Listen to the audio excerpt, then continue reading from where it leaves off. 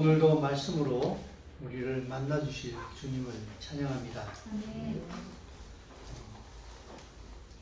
우리의 육신은 부패하고 있습니다만 우리의 영은 날마다 하나님의 말씀으로 새로워진다고 하는 것이 결코 말뿐이 아닌 줄로 믿습니다. 아멘.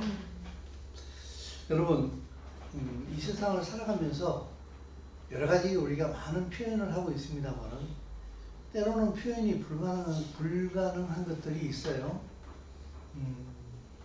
가끔씩 제가 여러분들에게 이제 조크를 던지긴 합니다만 해 뜨는 소리를 한번 내봐라.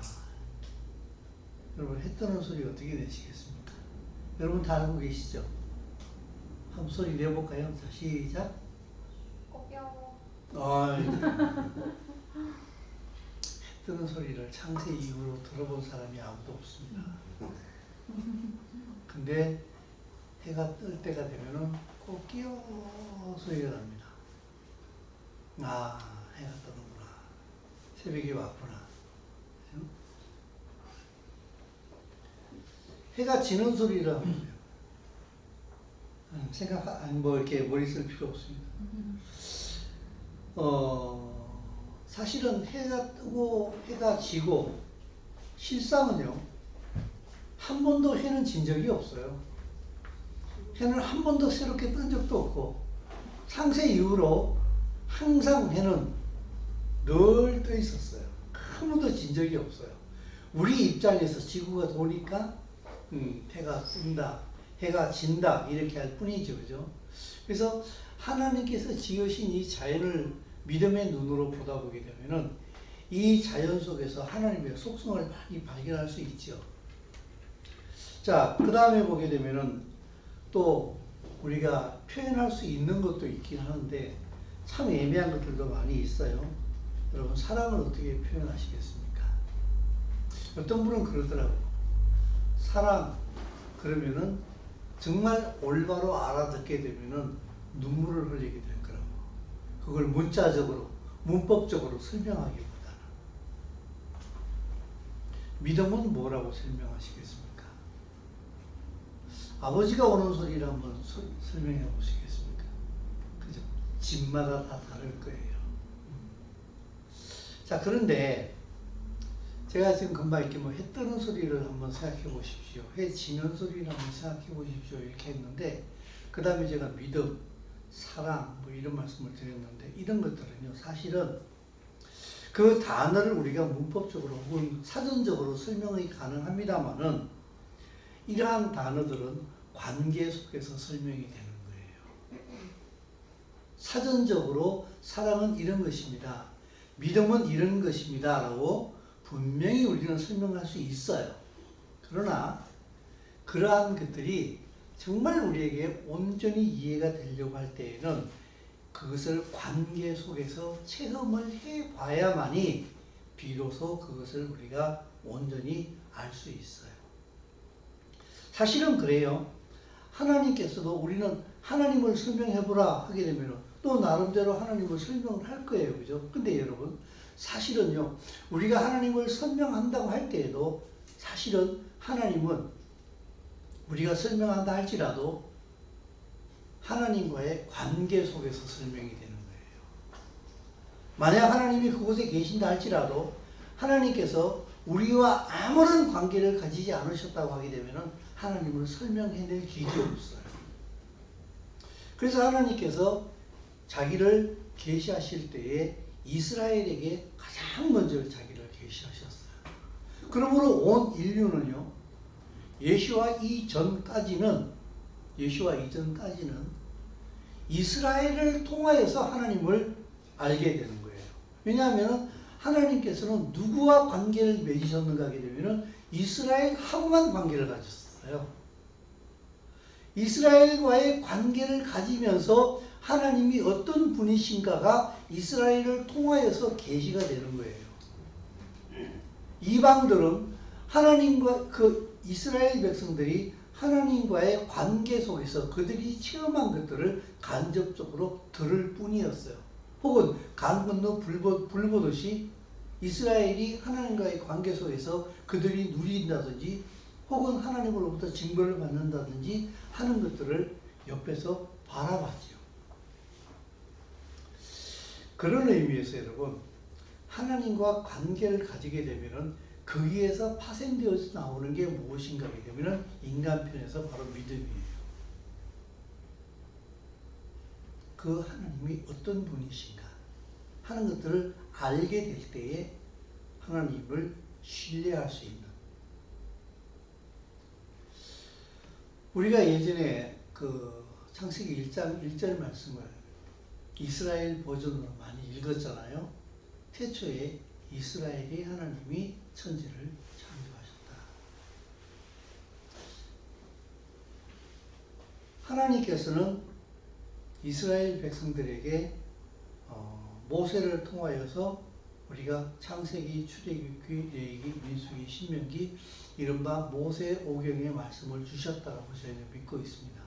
그런데 창세기 1장 1절은 태초에 하나님이 천지를 창조하셨다는 선포로 시작되어집니다. 그런데 이 말씀이 이스라엘 백성들에게 가장 먼저 주어졌어요. 이방 사람 그 어떤 민족에게도 어떤 사람에게도 주어진 적이 없어요. 내가 창조주야 라고 가장 먼저 계시해 주신 민족이 이스라엘이에요. 근데 그 천지를 창조하신 하나님을 그들은 어디서 만났는가 하면은 광야에서 만났어요. 이스라엘 백성들이 애굽에서 나와가지고 광야에 있을 때에 하나님께서 모세에게 말씀하셨어요. 태초에 내가 천지를 창조했다. 그들은 아무것도 없는 메말라버린 그 광야에서 천지를 창조하신 하나님을 믿어야 했었어요. 그 하나님을 신뢰함으로 광야를 살아내야 했고 또한 살아냈던 거예요. 사실은 믿음의 원리는 다 똑같아요. 하나님이 어떤 분이시냐는 것 갖다가 우리가 온전히 알 때에 거기에서부터 우리의 믿음이 형성되어지기 시작을 합니다. 자, 오늘 첫 번째 포인트를 하나 보도록 하겠습니다. 자, 시작. 하나님은 사람이 아니시니 거짓말을 하지 않으시고 인생이 아니시니 후회가 없으시도다. 어찌 그가 하신 말씀을 전하를 행하지 않으시며 하신 말씀을 실행하지 않으시랴. 예. 하나님은 사람이 아니라 그랬어요. 그렇기 때문에 절대로 거짓말을 안 한다. 이 말은요, 반대로 말하면은 사람은 거짓말을 한다는 거예요. 근데 하나님은 인생이 아니니까 절대로 거짓말을 하지 않으신다. 그리고 자기가 하신 말씀에 사람이 아니기 때문에 후회도 안 하신다. 그러므로 그 말씀하신 바는 반드시 행하신다. 이것이 성경이 말하고 있는 하나님에 대한 한 부분의 고백입니다. 여러분, 믿음이라는 것은 말이에요. 관계 속에서 설명이 된다고 했는데 그분이 정말 믿을 만하다고 생각을 할 때에는 그 분을 향해서 신뢰가 생기는 거예요. 그리고 그 내가 누군가를 믿을 때에 그 믿음의 대상이 정말 신실해야만이 내 믿음이 뻥커가 나지 않는 거예요. 그죠? 그래서 이 말씀을 우리가 다시 한번 되뇌이게 되면은 하나님은 사람이 아니시기 때문에 거짓말을 하지 않으시고 하신 말씀에 대해서 후회가 없다. 그러므로 말씀하신 바를 반드시 실행하시는 분이시다. 그러므로 그 하나님은 정말 믿을 만한 분이시다. 라고 그분이 말씀을 통하여서 발람 선지자를 통하여서 말씀하고 계시는 거예요. 자, 다른 성경 버전을 한번 보도록 하겠습니다. 믿음은 바라는 것들의 실상이요. 이 말은 여기 위에 있는 게 이제 개혁판인데 밑에는 직역성경이에요. 믿음은 바라는 것들의 실상이요. 믿음은 소망의 실체이며 보이지 않는 것들의 증거이니 보이지 않는 일들의 증거이다. 이렇게 말씀을 드릴 수가 있는데, 사랑하는 성도 여러분, 내가 하나님을 믿는다 이렇게 말하면은요, 하나님은 신실한 분이에요. 그러므로 내가 그 신실하신 하나님, 자기가 하신 말씀에 대해서 절대로 거짓말이 없으시고 자기가 하신 말씀에 대해서 100% 신실하게 행동하는 분이시라고 한다면은, 우리가 하나님을 믿는다고 할 때에 그 하나님을 신뢰하는 사람들에게 삶을 통하여서 하나님의 신실하심이 그대로 나타나요. 이거는요, 그렇게 되지 않을 수가 없어요. 인격적인 부분도 물론 그대로 그렇긴 합니다만은, 자녀들을 보다 보게 되면은, 부모하고 얼마나 똑같은지 깜짝 놀랄 때가 있어요. 이미 하나님 나라에 가서 다시 올 날을 대기하고 있는 우리 친구 최순남 목사님, 그 아들이 이제 목사잖아요.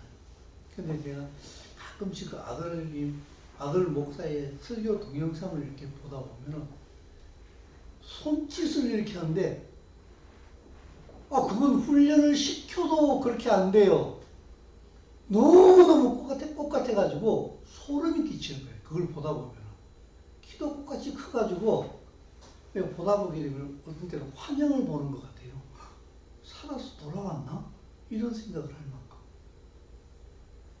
세상에 어떻게 그렇게 똑같아요? 우리가 하나님을 믿는다 이렇게 할 때에 내가 믿는 하나님의 신실하신 그 신실하신 성품이 우리 그리스도인에게도 나타나야 됩니다. 당신의 믿음이 정상적인 믿음이라고 한다면 반드시 나타나야 됩니다. 그 그리스도인들에게 특징은 무엇인가 하게 되면 바로 하나님의 나라를 기다리는 사람들입니다. 기다리는 자로서 살기 때문에 그 기다리는 자의 자세가 나타날 수밖에 없어요. 그래서 복음서의 많은 부분에서 비유의 말씀에서 어떤 주인이 종들에게 자기의 모든 소유를 맡기고 왕위를 받으러 먼 곳에 갔다가 내가 다시 돌아오겠다라고 얘기를 하고 떠납니다. 그리고서 항상 그 성경 말씀의 끝을 맺는 부분은 그 종들이 다시 돌아오겠다고 말씀한 그 주인을 어떻게 기다렸느냐, 여기에 따라서 그들에게 상 혹은 벌이 주어지는 그 말씀들이 많이 반복되어지는 것을 볼 수 있습니다. 그렇다고 하게 되면 예수와께서 이 땅에 다시 왕으로 오신다라고 말씀하셨습니다. 그럼 왕으로 다시 오신다는 사실을 믿으십니까? 아멘. 그분은 이 땅에 2000년 전에 아기의 모습으로, 인간의 모습으로 이 땅에 아기 예수로 오셨습니다. 그러나 성경은요, 첫 번째 이 땅에 오신 예수와에게 별로 초점이 가 있지 않습니다. 성경은 지속적으로 다시 오실, 왕으로 오실 예수와 그리스도에 대하여서 구약성경 대부분의 선지서는 거기에 초점이 가 있습니다. 그래서 여러분, 구약성경을 보시면서 이 대선지서, 일명 말하자면 이사야, 예레미야 이후로 다니엘 혹은 그 뒤로 무슨 호세아, 계속 소선지서로 쭉 넘어오는데, 거기에서 그날에 the day,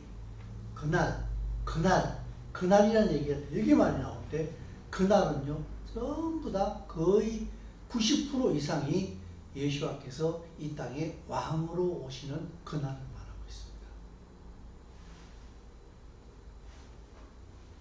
그러므로 우리 그리스도인은 예수를 기다리는 사람이라고 한다면 그분이 하신 말씀은 반드시 이루어진다라는 사실을 우리가 정말 믿는다고 하게 되면 우리들에게는 그 예수를 믿는 그리스도인들에게는 예수를 기다리는 신부로서의 자세가 나타날 수밖에 없다는 얘기입니다. 여러분 혹시 한번 제안을 한번 해드릴게요. 여러분 집에 TV에 요새 다 영화들 내가 선택해서 볼 수 있잖아요. 그죠? 거기에서 혹시 가나의 혼인잔치라고 한번 검색을 한번 해보십시오. 기독교 색채가 아주 짙은, 아니 기독교 영화죠, 아예 그냥. 근데 이걸 한번 보시라고. 거기에 제가 이렇게 어저께 잠깐 내가 보다가 말았는데 거기에 이제 뭐 종말론에 있어서 전천연설이냐 후천연설이냐 이렇게 조금은 그 신학적 논쟁이 될 만한 어떤 그런 부분들이 조금 있다는 생각이 들긴 했는데 그건 사실은 크게 신경 쓸 일은 안 되는 것 같아요.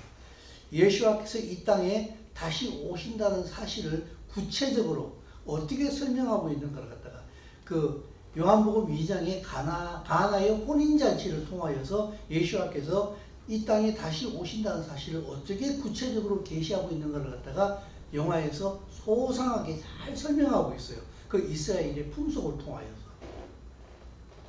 그리스도인은 예수가 이 땅에 다시 오신다는 사실을 믿고 있는 사람들이에요. 그리고 그 예수가 이 땅에 오셔서 십자가에 죽으시고 부활하심을 통해서 믿는 자들에게는 이미 하나님의 나라가 임했다는 사실을 우리는 믿고 있어요. 여러분 믿으십니까? 아멘. 그 예수가 이미 나의 왕이 된 사람들을 그리스도인이라고 얘기한 거예요. 그러므로 우리는 이미 그분이 왕이 되셨는데 왕이 되신 그분이 이제 실체로 이 땅에 다시 오실 그날을 기다리는 사람들이에요. 아멘. 오신 그분을 오실 날을 기다린다. 조금 말에 모순이 있습니다만은 하나님의 나라가 이게 모순이에요. 이미. 그러나 아직이라고 하는 그 모순 속에 있지 않습니까?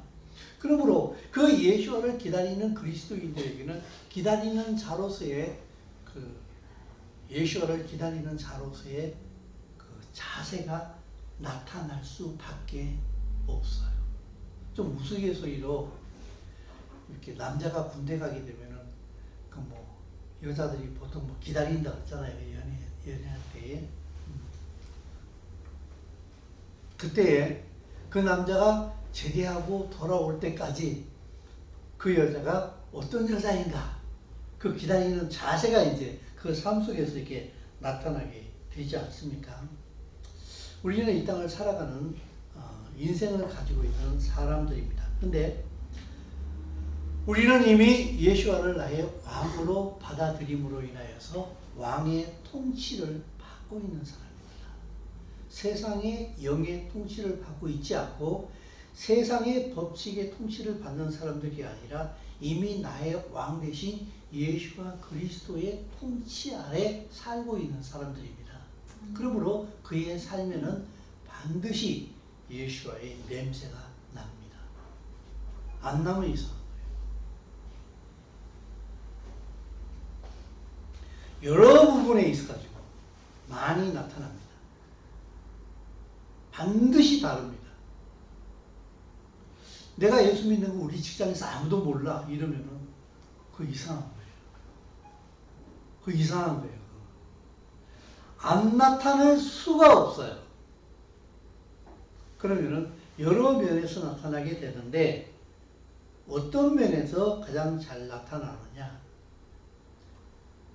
어려울 때에 그리스도인의 모습이 가장 확실하게 드러납니다. 왜냐하면요, 어두울 때 가장 빛이 쉽게 드러날 수 있는 것처럼 어려움을 당할 때에 보게 되면은 그 어려움을 겪는 그 사람의 자세를 통하여서 그가 누구의 통치를 받고 있는가가 나타나기 시작을 합니다. 말씀이 없고 믿음이 없으면 세상 사람들은 그 고난이, 일명 고난이라고 하는 그 일이 자기 삶 속에 닥치게 될 때에 자기에게 더 초집중합니다. 상황에 더 초집중합니다. 그래서 어떻게 하게 되면은 내가 싫어하는 이 상황을 빠져나갈 수 있겠는가?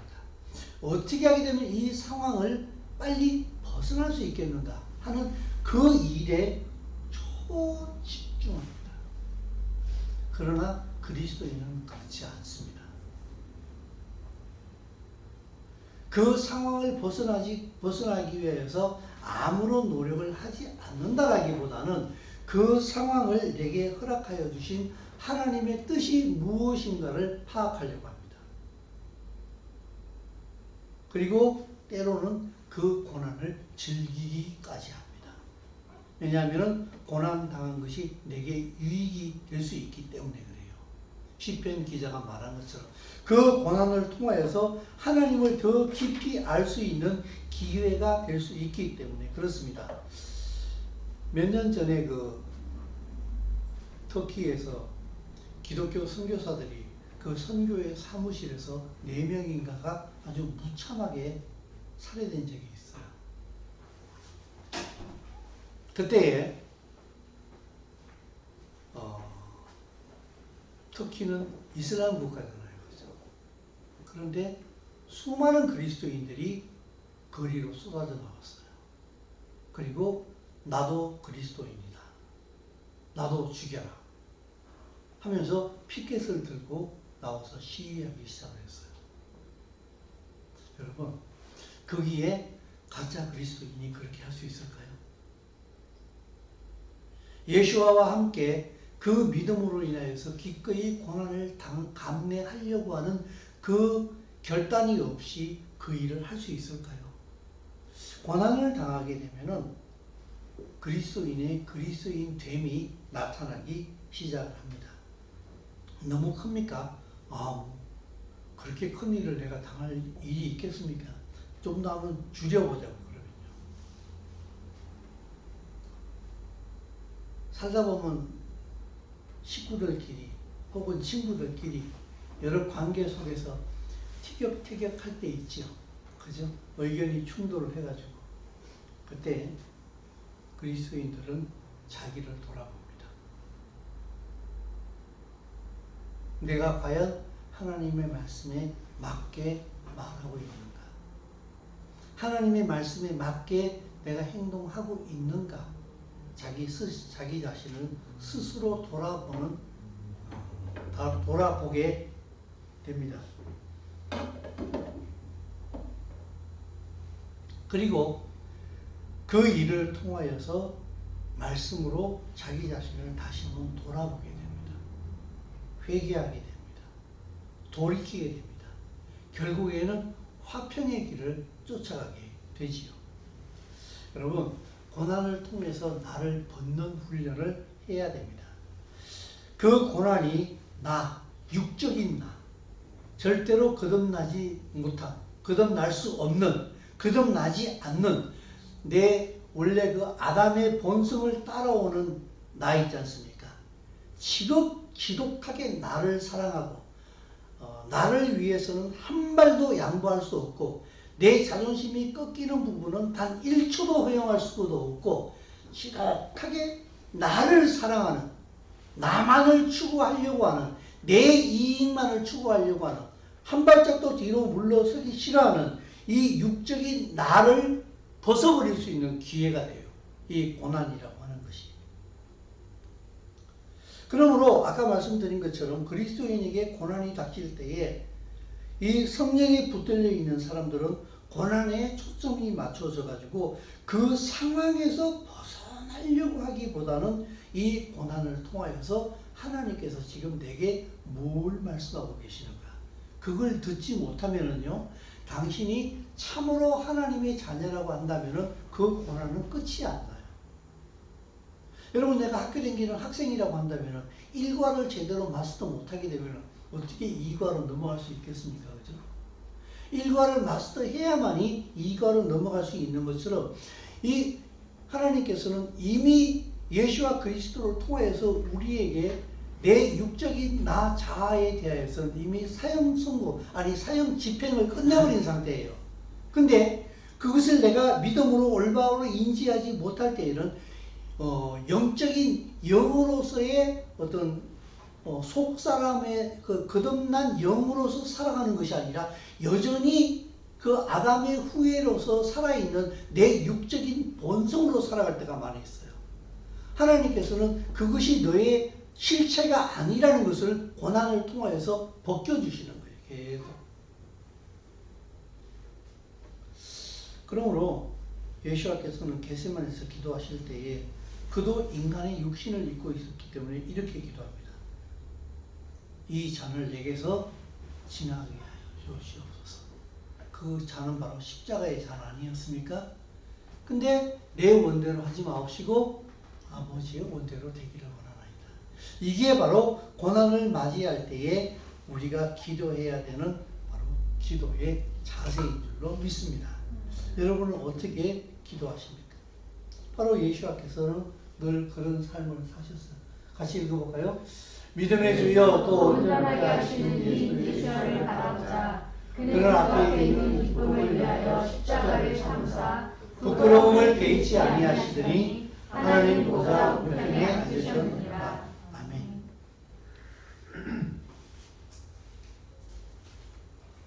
믿음의 시작은요, 예수와로부터 시작되었습니다. 근데 그는 그 앞에 있는 하나님께서 주시는 그 기쁨을 위하여서 십자가를 참으십니다. 부끄러움을 개의치 아니하셨다 그랬습니다.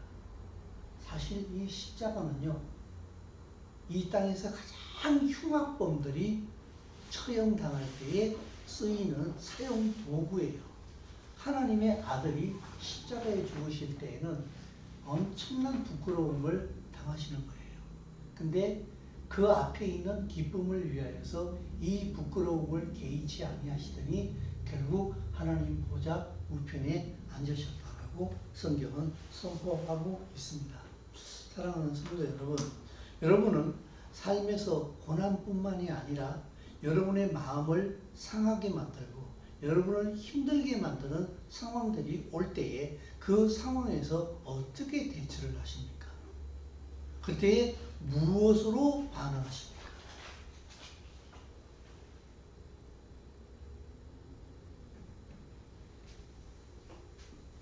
그때에 그의 그됨이 그가 하나님 앞에 어떤 자세로 살아가느냐가 그에게 나타나게 됩니다.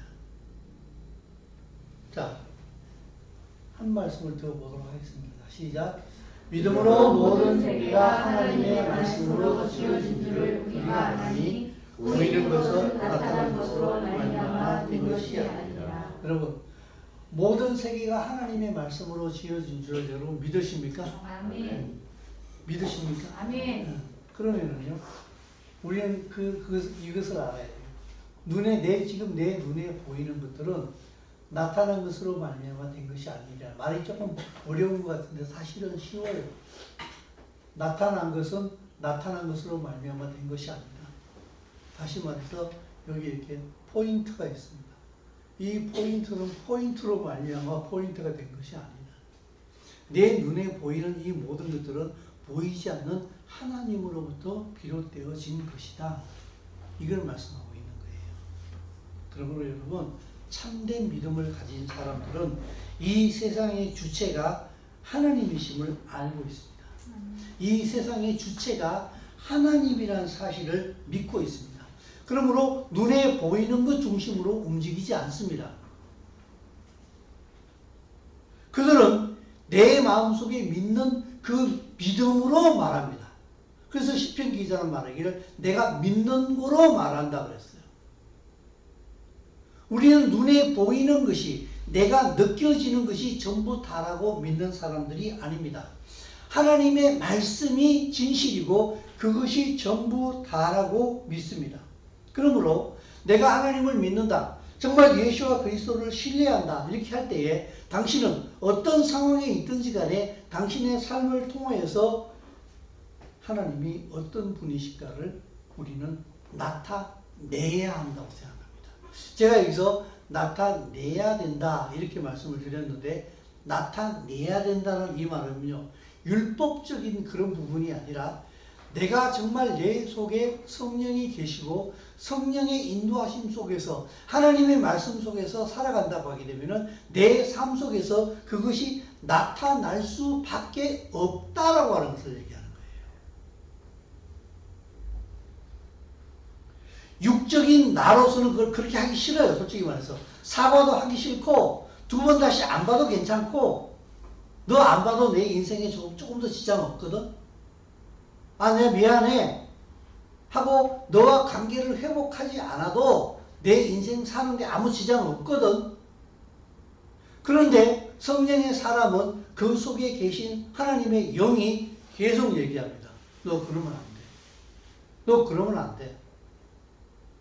그러므로 정말 거듭난 그리스도인이라고 한다면요, 그렇게 살 수가 없어요. 못 살아요, 그렇게.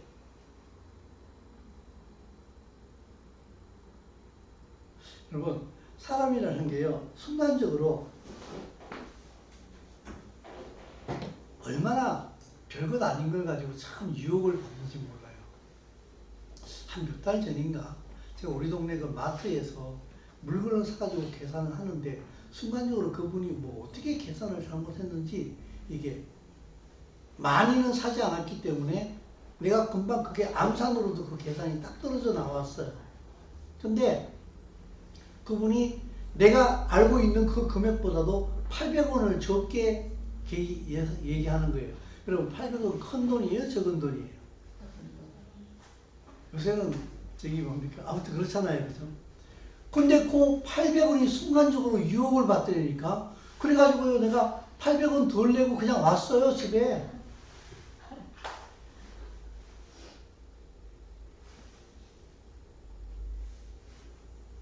다시 갔어요. 800원 주로. 왜 그럴까요? 여러분, 하나님이 없는 사람이면은요, 800원, 에이, 뭐, 그까지는 뭐, 끝. 그죠? 아무도 모르잖아. 근데 그 800원 물어주러 다시 간다고요. 견딜 수가 없어요. 내 속에서.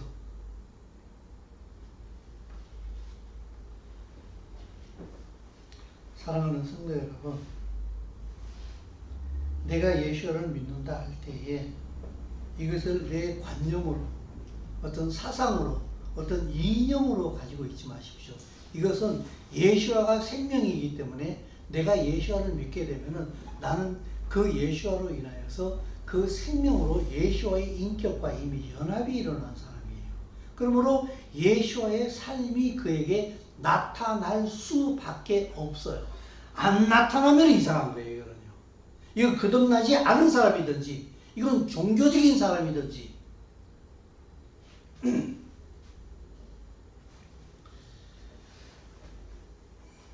믿는 순간에 우리는 예수와 그리스도와 함께 실체로 연합이 일어났다는 사실을 여러분 믿으시기 바랍니다. 아멘.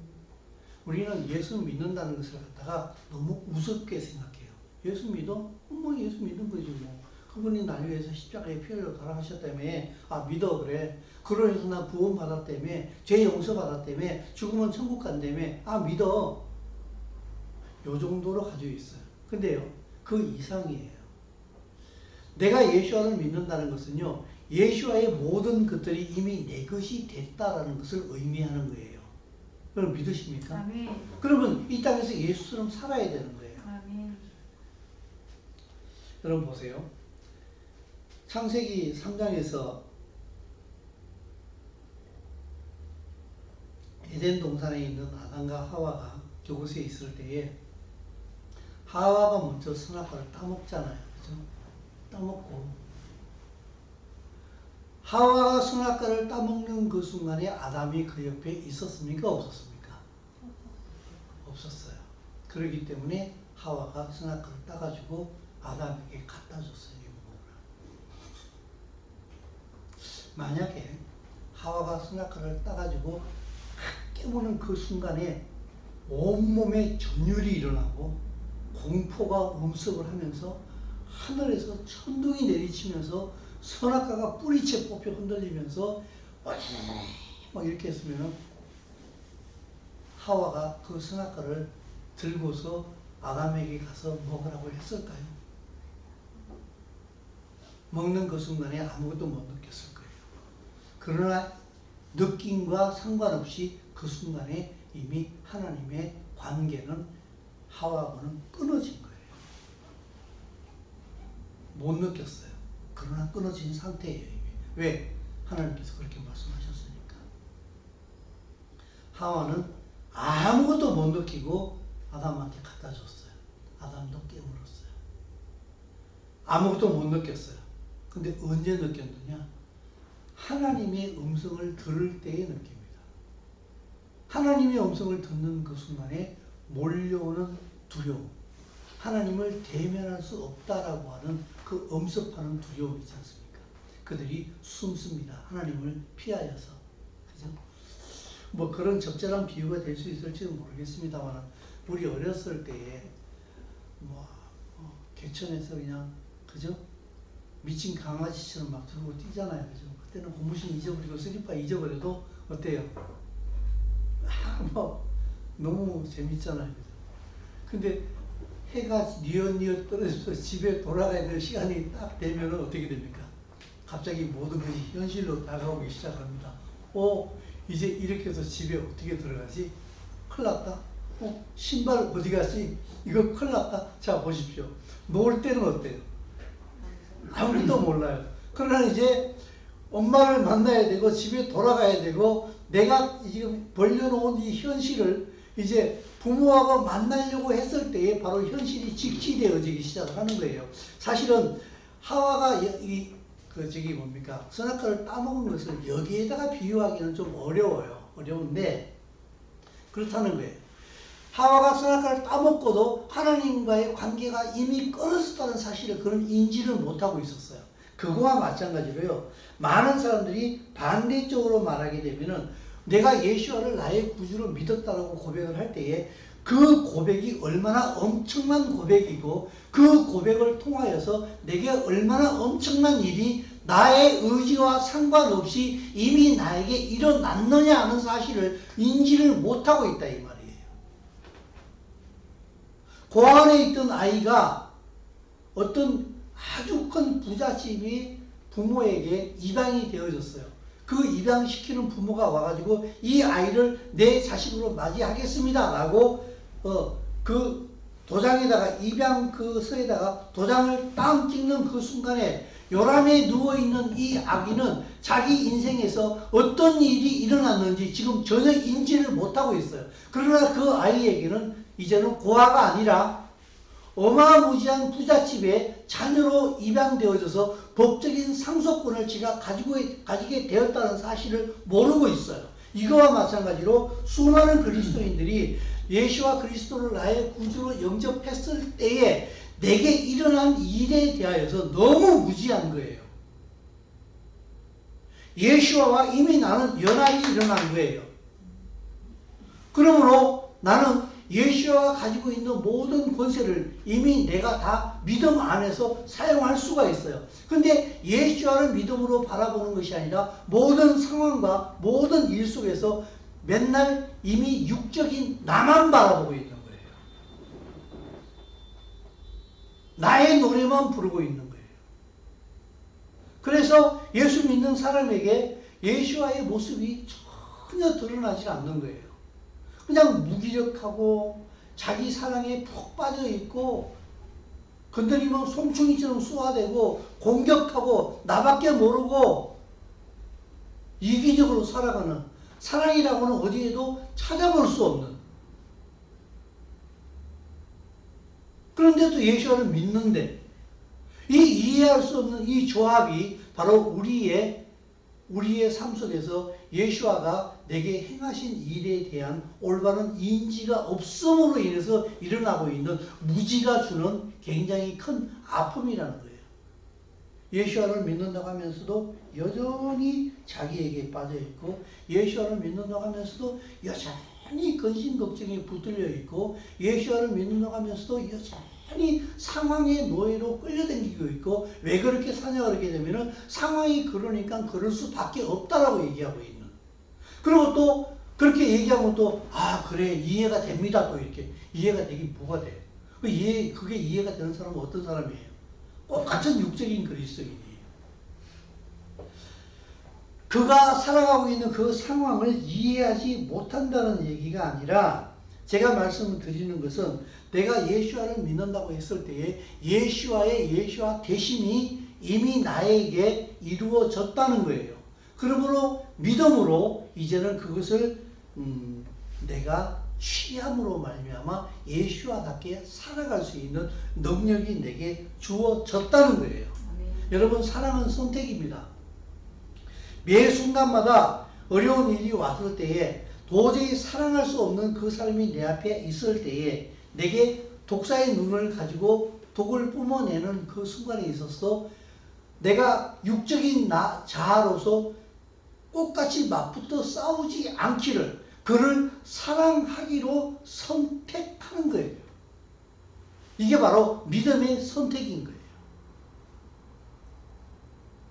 거기에서 예수와 대심이 나를 통하여서 풀어져 나가기 시작을 하는 줄로 믿습니다.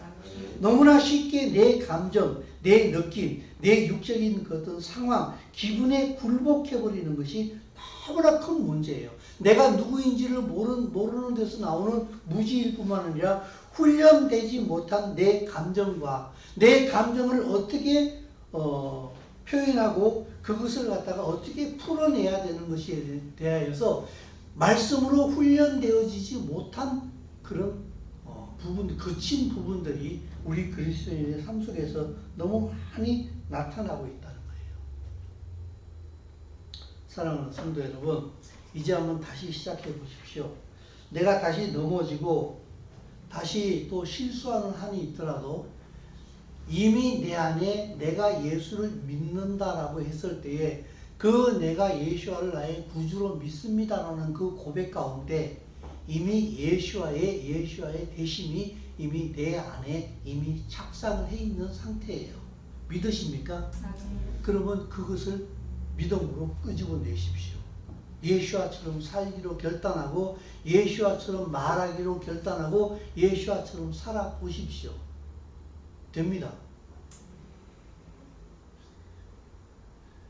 그것이 바로 믿음의 사람들인 줄로 믿습니다. 아멘.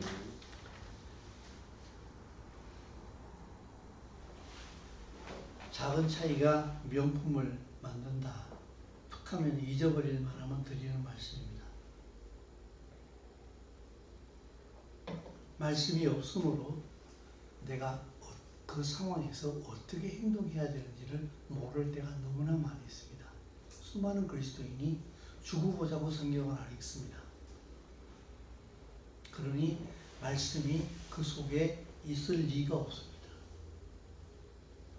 그러니 어떤 상황이 왔을 때에 말씀의 인도를 받지는 못하는 거예요. 어떻게 해야 할지를 모르는 거예요.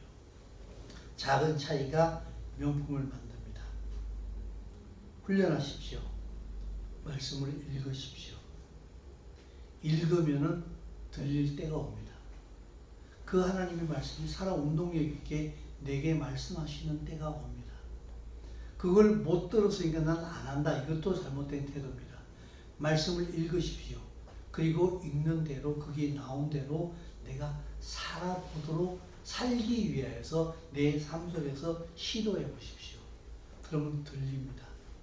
말씀에 순종하게 될 때에 내가 순종하는 그 현장 속에서 하나님께서 내게 말씀하시는 것을 들을 수가 있어요. 그래서 제가 예전에 설교할 때 이런 말씀을 많이 드렸어요. 목사님 오늘 말씀을 통해서 참 은혜 많이 받았습니다. 근데 제가 꼭 이렇게 얘기해요. 오늘 받은 은혜가 다가 아닙니다. 아직까지 당신이 받은 은혜는 반밖에 안 됩니다. 그럼 반은 어디 있느냐? 그것을 순종하는 그 당신이 오늘 은혜 받았다고 생각하는 그 말씀대로 그것을 살아낼 때에 그 삶의 현장에 하나님께서는 50% 반을 거기다가 다시 보물 숨겨놓듯이 숨겨놓았습니다. 말씀을 읽고 듣고 행하고 순종하는 가운데 살게 됩니다. 살게 될 때에 우리는 하나님의 은혜를 더 깊이 체험하게 되고 또한 살아낼 수밖에 없는 성령의 강력한 역사 안에 우리가 들어갈 줄로 믿습니다. 아멘. 사랑하는 성도 여러분, 내가 느끼는 기분은 그것이 다가 아닙니다. 굉장히 거짓말할 때가 많이 있습니다. 사단은 두려움으로 우리를 몰고 갑니다. 너 그렇게 하면 망해 라고 우리에게 두려움을 줍니다. 두려움은요, 상황 판단을 어렵게 만들어요. 그래서 허겁지겁 만들어요. 허겁지겁하게 만들어요. 그저께 유튜브 영상을 하나 보다 보니까 그 귀신 놀이를 하더라고요. 그래서 드론에다가 귀신을 이렇게 하얀 소복을 덧입혀가지고요, 날리는 거예요. 그러니까 막 소복 입은 귀신이 막 날아가. 시골길을 한 사람이 걸어가고 있는데 저 멀리서 드론에다가 소복 입혀가지고 그 사람 앞으로 날린 거예요. 이 건장한 남자가 그걸 보더니요, 뒤로 물러가면서 막 넘어지고 막 허겁지겁하고 막 놀래가지고, 너무 놀래가지고 막 헛다리를 짚다가 깨골잔이 빠지고 막 이러더라고요. 무엇이 이 건장한 젊은 남자를 이렇게 허무하게 무너지게 만들었을까요? 두려움. 신앙생활의 가장 큰 두려움이요. 신앙생활 할 때 두려움이 굉장히 큰 적입니다. 사단은 이 두려움을 굉장히 잘 사용합니다. 겁줍니다. 너 그렇게 하면 망해. 너 그렇게 해도 굶어 죽어. 너 그렇게 해도 난리나. 이때 정신 똑바로 차리십시오. 하나님 말씀만이 유일한 기준이라는 사실을 믿으시기 바랍니다. 아멘. 예수께서 40일을 금식하셨을 때에, 그죠? 돌로서 떡으로 만들어 먹어라, 이렇게 얘기하지 않습니까? 예수와는 41일을 금식하시기로 작정하셨는가 봐요. 오직 하나님의 말씀으로 산다 라고 하면서 그 사단의 제의를 말씀으로 거절해버리지 않습니까? 참된 그리스도인이 성숙되어지게 되고, 말씀을 선택하면서 꾸역꾸역 믿음으로 한 걸음 한 걸음 걸어나갈 때에 그 아름다운 걸음을 통하여서 주의 주되심이 나를 통하여서 나타나게 되는 줄로 믿습니다. 아멘. 그를 통하여서 예수를 기다리는 신부로서의 삶이 아름답게 다듬어지는 줄로 믿습니다. 작은 차이가 명품을 만듭니다. 성경 읽기, 기도하기, 그거 별것 아닌 것 같은데 그것이 우리를 큰 은혜의 자리로 이끌 줄로 믿습니다. 아멘. 기도하겠습니다.